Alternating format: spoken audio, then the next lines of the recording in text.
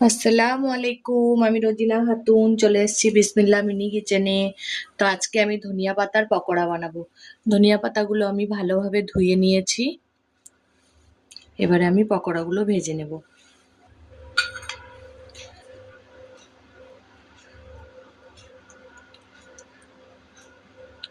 খুব বেশি চাপা চাপা করে বেসন লাগাবো না, ভেজে নেব আমি এক এক করে। বিসমিল্লাহ।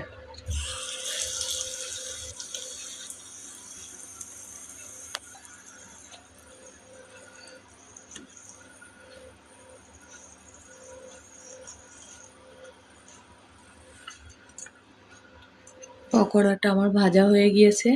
এবার আমি বাকি পকোড়াগুলো এরকম ভাবে ভেজে নেব।